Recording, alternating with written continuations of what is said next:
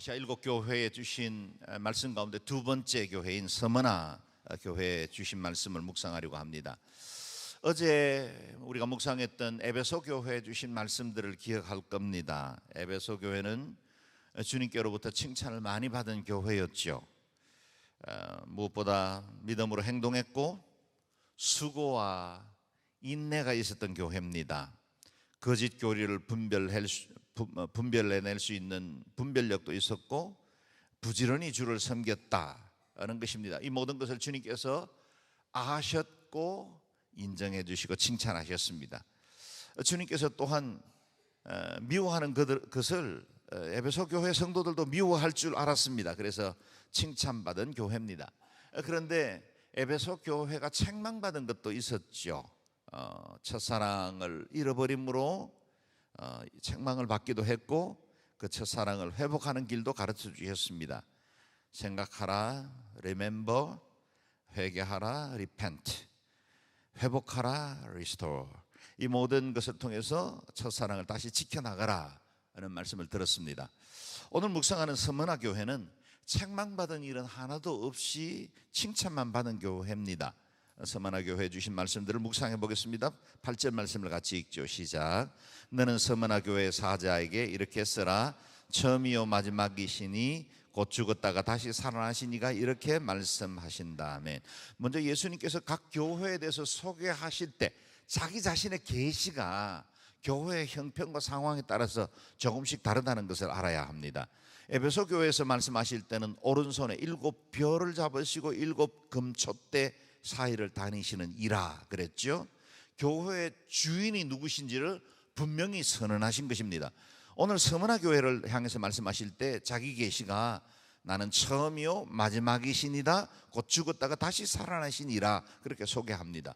주님께서 이렇게 자신을 계시하실 때는 의도가 있다 그런 뜻입니다. 예수님의 자기소개는 그 교회가 처한 형편과 상황과 깊이 관련되어 있습니다. 그렇다면 서머나 교회 왜 이런 주님의 자기 계시가 필요했을까요? 먼저 도시 서머나에 대해서 좀 알아볼 필요가 있습니다. 서머나는 에베소에서는 약 북쪽으로 60km 정도 떨어져 있는 항구 도시입니다. 당시 인구 20만 정도, 에베소에 버금가는 큰 도시였죠. 옛 도시 에베소는 폐허가 되었지만 옛 도시 서머나는 지금도 이즈미르라는, 그래서 지금의 튀르키예의 3대 도시 이스탄불과 앙카라와 이즈미르 3대 도시 중에 하나로 발전했습니다. 주후 300년경에 주전 300년경이죠. 알렉산더가 서머나 지역을 처음에 정복한 이후에 계획 도시로 만들었고 부유하고 질서 있는 도시로 만들었습니다. 여기 영종도도 공항을 개발하면서 계획 도시로 만들었고 모든 것들이 다 규모 있게 그리고 빠른 시간에 성장한 도시가 되었죠. 그런 의미로 보면 서머나 교회와 배경적으로 닮았다고 할 수 있겠습니다. 헬라의 역사가요 지리학자였던 스트라보는 서머나를 이오니아에서 가장 아름다운 도시라 그렇게 불렀고 언덕을 중심으로 형성된 해변 도시의 아름다운 경관 때문에 아시아의 멸관이라 그렇게 극찬을 보내기도 했습니다. 또한 이 서머나는 로마 총독을 받았던 속주로서 로마에 대한 충성심이 매우 높았던 도시 중에 하나였습니다. 로마의 원정군을 지원하기도 하고 또 황제 숭배의 중심지 역할을 자처하면서 도시 곳곳에 아우구스투스의 황제 신전, 티베리우스 황제의 신전을 세워서 충성심을 바쳤습니다. 정치, 경제, 문화, 예술, 종교, 도시의 전반적인 구조가 로마 황제 숭배를 중심으로 운영되었습니다. 당연히 로마 중심으로부터는 인정받을 수밖에 없었고 일찍부터 자유도시로 인정받아, 우리도 경제 자유도시죠.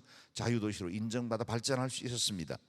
한편 예루살렘이 로마에 멸망한 AD 70년 이후부터 많은 유대인들이 이 이즈미르로 서머나로 이동해서 정착했고 회당을 중심으로 강력한 유대 사회를 형성했습니다. 오늘 말씀에 언급된 것처럼 황제 숭배 사상과 유대주의는 서머나 교회의 가장 큰 걸림돌, 가장 강력한 박해의 주체가 되었다는 겁니다.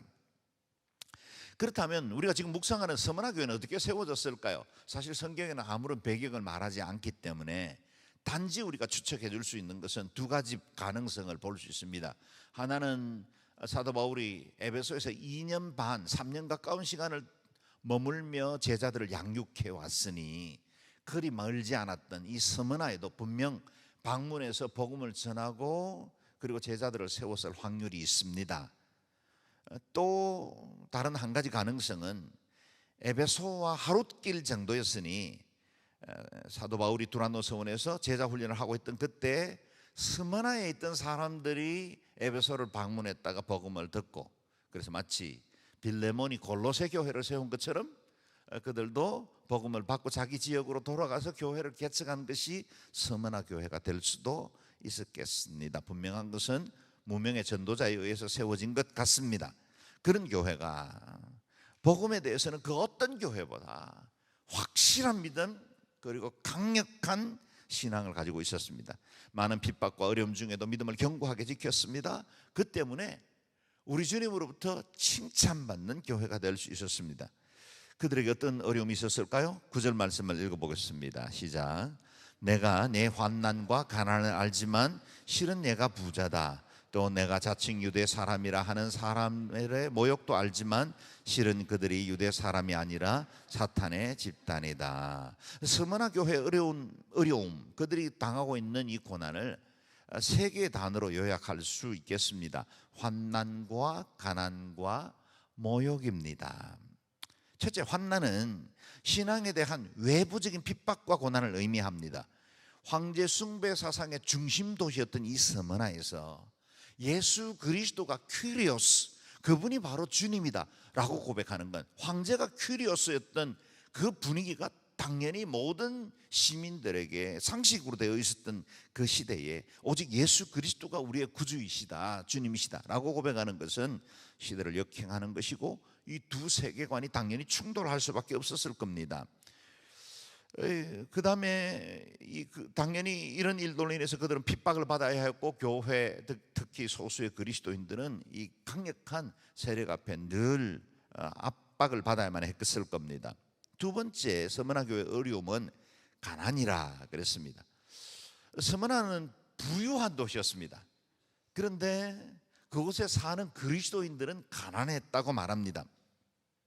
뭐 어떤 이유인지는 모르겠지만 우리가 짐작할 수 있는 것은 신앙을 지켜야 했던 성도들 그리고 교회들은 가난할 수밖에 없었겠죠. 당시에 수많은 이방 사람들, 이방신을 섬기는 사람들 사이에서 신앙을 지키려면 세상적인 방법으로 사업할 수도 없었을 것이고, 뭐 단골 손님이 예수 믿는다는 이유로 발길을 끊기도 할 거고, 고용이 거부되기도 하고, 그래서 사람들에게 배척당하는 일들도 있었을 겁니다. 지금 이슬람 지역에서 살아가는 소수의 그리스도인들이 다 이 같은 어려움을 겪고 있습니다. 예수 믿는다는 이유로 인해서 가정에서 쫓기기도 하고, 또 지역사회에서도 따돌림을 당합니다. 예수 믿는 집안 사람들 일반 장사도 못합니다. 사람들에게 다 배척을 당하죠. 뭐 그와 같은 어려움들이 비슷하게 있지 않았겠나 싶습니다. 셋째 환난은 사람들의 모욕입니다. 스무나에 이주해 살았던 유대인들은 메시아를 대명하는 사람들이었지만 기독교에 대해서는 매우 적대적인 사람들이었습니다. 그들은 유대 율법주의에 갇혀서 기독교를 유대교의 이단이라고 모욕하고 있었다는 겁니다. 가이사가 아니라 예수님을 주님이라는 기독교인들을 로마의 반역자라고 부르기도 했습니다. 그들은 자칭 유대인이라고 자부하고 있었지만 오히려 로마 정부와 함께 복음을 회방하는 사탄의 회당이었다, 도구가 되어버렸다는 겁니다. 이에 대해서 주님이 말씀하시죠. 나는 너의 환난과 가난을 안다. 그들의 어려움과 고통도 다 아신다는 겁니다. 여러분, 우리가 믿음 생활 해나가는 동안에 우리의 일상생활 중에 겪는 어려움들도 저와 여러분의 주님은 다 알고 계십니다. 나 혼자 홀로 외로워하고 두려워하는 거 아닙니다. 내가 남몰래 삼킨 그 눈물 우리 주님도 다 보고 계십니다. 그런데 여러분, 여기서 우리가 기억해야 할 것은 우리 주님이 평가하시는 서머나 교회 성도들에 대한 평가는 세상 사람들이 보는 관점과는 다르다는 사실입니다. 실은 내가 부자다, 진짜 부자는 바로 너다, 그랬다는 겁니다. 서머나 교회는 세상이 소유할 수 없는 영원한 보화를 소유한 부자 교회였다는 겁니다. 여러분, 우리가 똑같이 이 세상을 살지만, 그래서 우리는 자연 원리에 따라서, 상식에 따라서 사람들 사이에서 살아가고 있지만, 우리 인생에 대한 평가를 사람들에게 그냥 내어 맡길 것인가, 아니면 하나님이 내게 대해서 주시는 평가를 따를 것인가로 결정해야 합니다. 세상 사람들은 우리를 가난하다고, 또 우리에게는 가진 것이 별로 없다고, 또 우리가 능력이 없다고 말할지 모르지만, 하나님이 너는 부자야, 그래, 우린 진짜 부자인 거예요. 우리는 하늘의 기업을 소유한 부자입니다. 저와 여러분 진짜 부자들이시죠. 옆에 분들 한번 돌아보세요. 당신이 바로 찐 부자시군요. 여러분, 땅에 있는 것들이 다 아침 안개처럼 사라질 그때 진짜가 드러나는 거예요. 마치 지금은 우리가 안개 속에 있는 것처럼 미래가 잘 보이지 않고, 우리가 붙든 이 기업이 얼마나 소중하고 복된 것인지 잘 보이지 않는다 할지라도, 이 세상의 영화, 그리고 이 땅에서 추구하는 모든 자랑들이 다 아침 안개처럼 사라지는 그날에는 분명하게 우리가 가진 그 보화가 무엇인지를 보게 되는 날이 올 겁니다. 또한 저들이 자칭 유대인들, 선택된 민족이라고 말하지만 저들은 사탄의 집단일 뿐이다는 겁니다. 바로 너희가 참된 백성이다 하십니다. 저와 여러분 하늘의 참된 시민이라는 사실을 늘 기억해야 합니다. 그래서 세상의 권력, 세상의 돈, 세상의 명예 부러워하지도 말고 타협하지도 말고 주눅들지도 마십시다. 우리의 신분은 땅의 유한한 것들과는 비교할 수 없는 최상의 지위를 가진 하늘의 자녀들, 보배롭고 영화로운 주님의 백성들인 줄로 믿습니다. 아멘. 이 스무나 교회는 이 같은 열악한 환경 중에도 믿음을 굳게 지켰습니다. 우리 주님은 이 스무나의 믿음을 보시고 칭찬하셨습니다. 내가 너희 환난과 궁핍을 안다. 여러분, 그 다음에 이어지는 말씀이 내가 너희 모든 어려움을 안다. 이제 내가 이 모든 어려움으로부터 너희들을 자유케 해줄게, 해방시켜 줄게, 이제는 너희를 부욕해 줄게, 이랬으면 좋았는데 오히려 더 큰 고난이 다가올 것에 대한 경고를 하시는 겁니다. 10절 말씀 한번 읽어볼까요? 시작. 너는 고난 당하는 것을 두려워하지 마라. 보라, 마귀가 너희 가운데 몇몇을 감옥에 집어넣을 텐데 너희가 10일 동안 핍박을 받을 것이다. 너는 죽도록 충성하여라. 그러면 내가 생명의 면류관을 내게 줄 것이다. 아멘. 주님은 스무나 교회에 두 가지 명령을 주셨습니다. 오늘 우리가 새겨야 할 두 명령입니다. 첫 번째는 고난당할 것을 두려워하지 마라 하십니다. 지금도 환난과 궁핍, 유대인의 회방으로 인해서 힘겹게 이기고 있었던 그 스무나 교회는 앞으로도 닥칠 고난이 또 있으니 그 고난에 대해서 두려워하지 말라는 겁니다. 내 모든 수고가 끝났다, 이제는 안심하라, 그런 말 듣고 싶었겠지만 우리 주님은 스무나 교회에 맡긴 사명은 또 따로 있었다는 겁니다. 그래서 주님은 다가오는 고난을 예비하라 하십니다. 교회를 대적하는 마귀가 스무나 성도들을 감옥에 집어넣을 것이다. 여러분, 지난 2000년 교회 역사를 보십시오. 복음이 전파되는 곳곳에는 첫 번째 모든 공동체와 사회에서 저항을 받았습니다. 지금도 마찬가지죠. 선교사들이 복음을 전하러 가면 저항을 받습니다. 그 모든 어려움들을 뚫고 나아가야만 했고, 수많은 순교의 피를 요구하기도 했습니다. 이 순교자의 피가 없이 교회가 자란 땅이 없습니다. 다 이와 같은 고난을 뚫고 복음이 전파됩니다.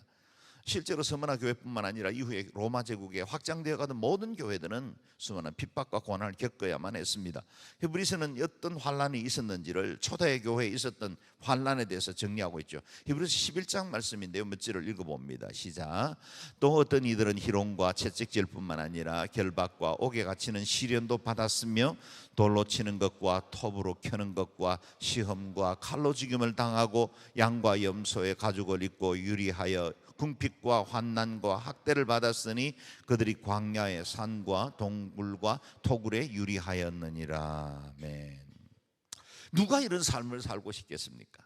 여러분, 오늘 본문의 바로 앞, 이 히브리서 11장의 앞부분에 보면 믿는 자들에게 주신 하나님의 능력, 그리고 그들이 누리게 된 그 하나님의 기적과 그 권세에 대한 쭉 말씀이 이어지다가 그 이후부터는 고난도 당했다는 겁니다. 여러분, 우리가 그리스도 안에서 믿음 생활을 한다는 건 하나님의 전적인 은혜와 하늘 보화를 소유하는 것도 사실이지만, 동시에 이 땅에서 믿음 때문에 안락함을 포기하고 믿음을 따라 살아야만 하는 그런 고통도 겪을 수밖에 없다는 겁니다. 이게 믿음의 선배들이 세상에서 살아가는 삶의 방식이었습니다.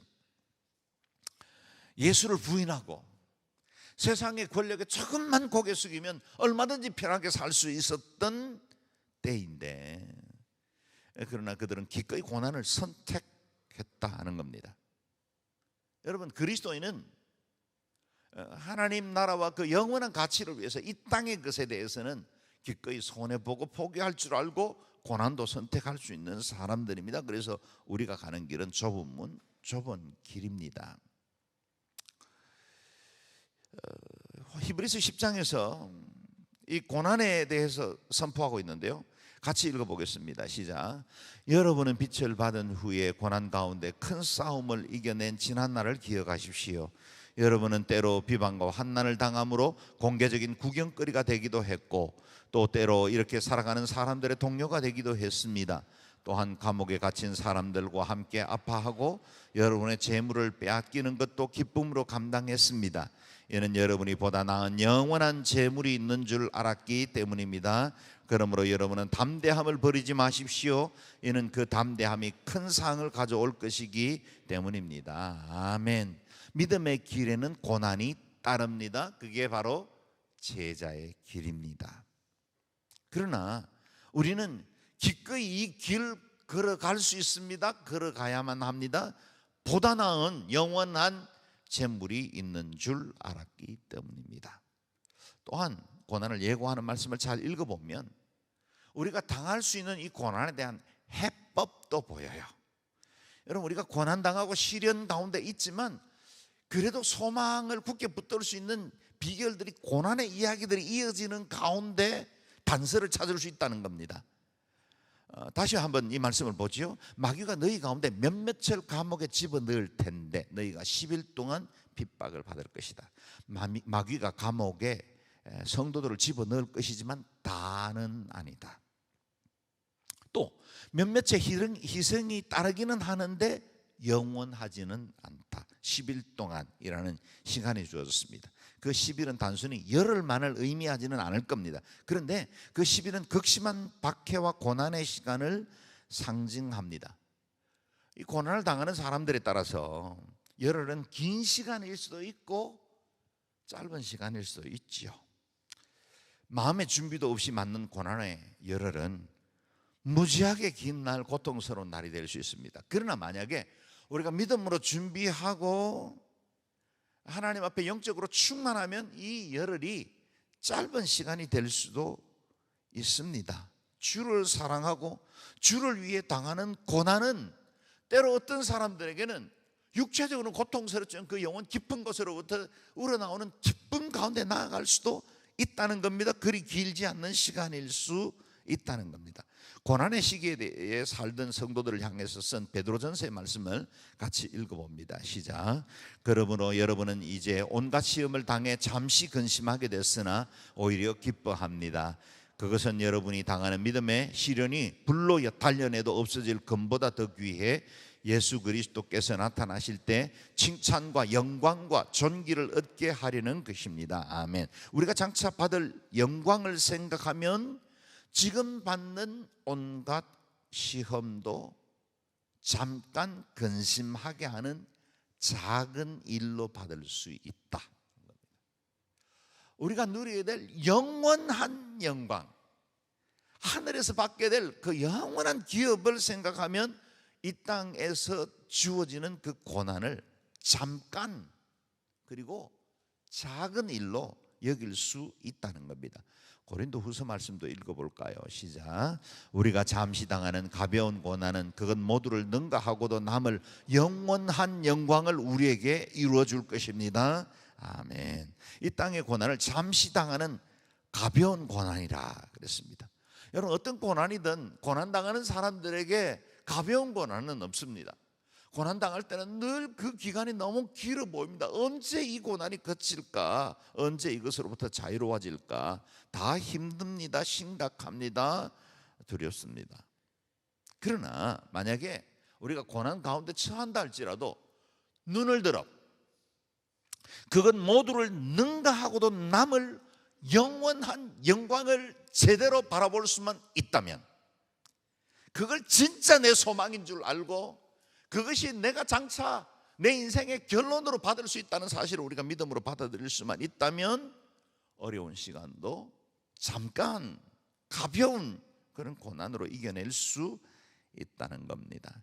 열흘이 바로 그런 시간일 겁니다. 몇몇과 10일, 이 의미하는 바가 무엇일까요? 한시적이고 제한적인 고난이라, 그런 뜻입니다. 우리를 시험하여 넘어뜨리려고 하는 자도, 우리를 환난 가운데 박해하는 자도, 이 세상의 권력도 다 하나님의 권세 아래에 있습니다. 임의로 하나님의 백성들, 주님의 성도들을 해할 수 없습니다. 욥기에서 보는 바와 같이 하나님의 허락이 있어야 가능한 겁니다. 그 때문에 어떤 고난이든 어떤 시련이든 이 모든 것들은 한시적이고 제한적일 뿐만 아니라 하나님의 컨트롤 아래에 있다는 겁니다. 만약에 믿음의 사람, 하나님께서 그토록 사랑하는 백성들에게 허락한 것이라면 거기는 하나님의 놀라운 계획도 함께 병행하고 있다는 사실을 기억해야 합니다. 그래서 고난을 이길 수 있는 가장 좋은 방법은 인내하는 것이고, 이 고난을 통해서 하나님의 선한 뜻을 바라볼 줄 알아야 합니다. 서머나 교회를 향한 두 번째 명령입니다. 죽도록 충성하라 하십니다. 오늘 새벽엔 참 부담스럽죠. 네. 이렇게 새벽을 깨어 나온 분들에게 저는 여러분에게 축복만 말해주고 싶지만 하나님의 말씀이기 때문에 전하지 않을 수가 없습니다. 서머나 교회는 큰 고난을 앞두고 있었습니다. 옥에 던져지는 시간이 10일이라고 한정짓기는 했지만 그 이후 무슨 일이 일어날지를 알지 못했습니다. 두려움이 몰려왔을 겁니다. 주님은 불안해하는 그들을 위로하는 것이 아니라 오히려 마음을 강하게 하고 죽도록 충성하라고 말씀하십니다. 여러분, 지금 우리는 평안한 시대를 살고 있어요. 그러나 주님이 재림이 임하는 그날에 우리에게 당할 그 환난은 전 3년 반, 후 3년 반으로 표현된 그날은 우리가 어찌할 수 없어서 오로지 죽도록 충성하는 견고한 믿음만을 요구하는 때도 옵니다. 그것을 준비되었을 때 우리가 어떤 시련도 어떤 어려움도 이겨낼 수 있습니다. 죽도록 충성하라. 그러면 무서울 게 없습니다. 죽도록 충성하라. 그러면 우리가 당하는 이 고난에 대해서도 두려워하지 않게 됩니다. 우리는 묻습니다. 얼마나 더 참아야 합니까? 이 고난이 얼마나 더 계속되어야 합니까? 그때 답이 이겁니다. 죽도록 충성하라. 이 죽도록이라는 말은 충성의 강도, 디그리를 의미하기도 하고 동시에 충성의 기간, 듀레이션을 의미하기도 합니다. 죽도록 충성하라. 그만큼 강하게 충성해야 하고, 죽도록 네 인생이 끝날 때까지, 네가 설사 죽음의 자리에 이를 때까지라도 충성을 변치 말아야 한다는 겁니다. 충성에도 좋을 만한 이유가 있기 때문에 주님 이렇게 말씀하시는 거예요. 만약 주님께서 우리에게 어떤 명령을 내리신다면 거기 주님께서 다른 손에 들고 있는 복을 반드시 기억해야 합니다. 주님께서 고난의 자리에 우리를 미쳐 넣으신다고 생각이 들거든, 여러분 기억하십시오. 하나님이 이후에 얼마나 큰 복을 예비하셨는가, 그 생각을 하시면 됩니다. 왜냐하면 거긴 반드시 주님의 약속이 있기 때문입니다.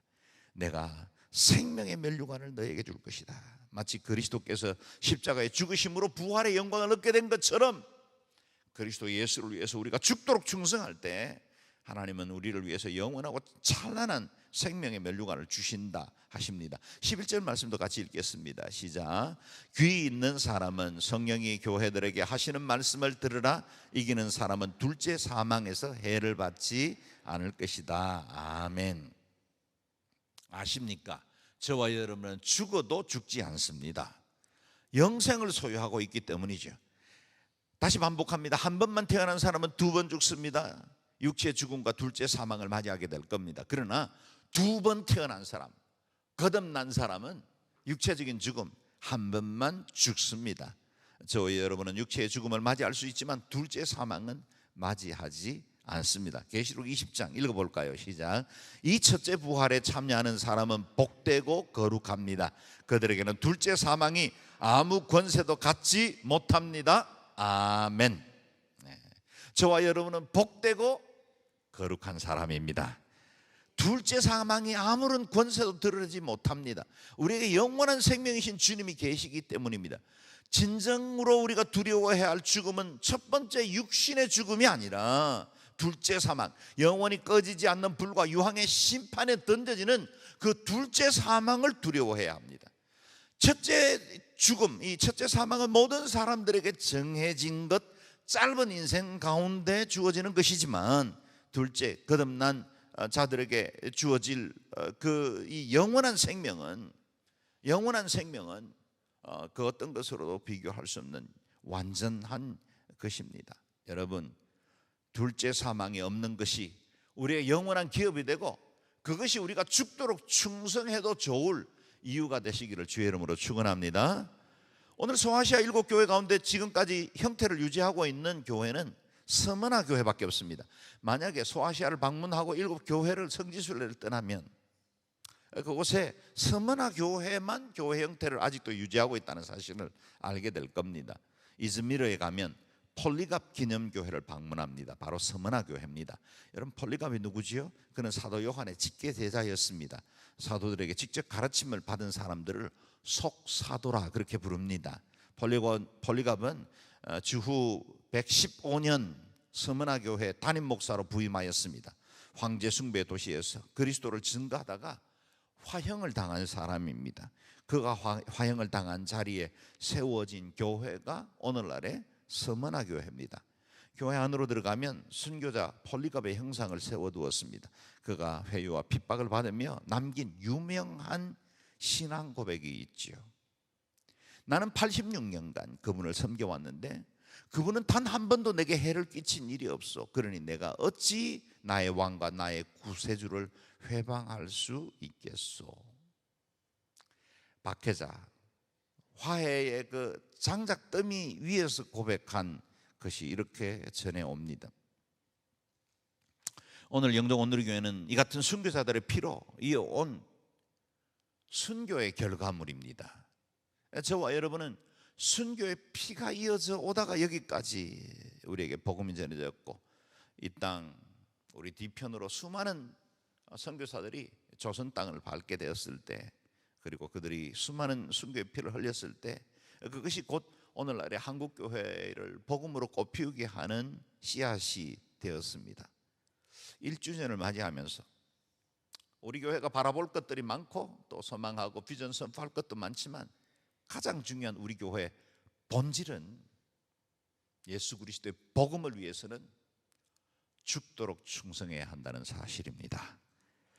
하늘의 영원한 상급을 바라보고 주의 교회가 이 세대에 주의 맡긴 사명을 잘 감당하도록 죽도록 충성하는 저와 여러분 되시기를 주의 이름으로 축원합니다.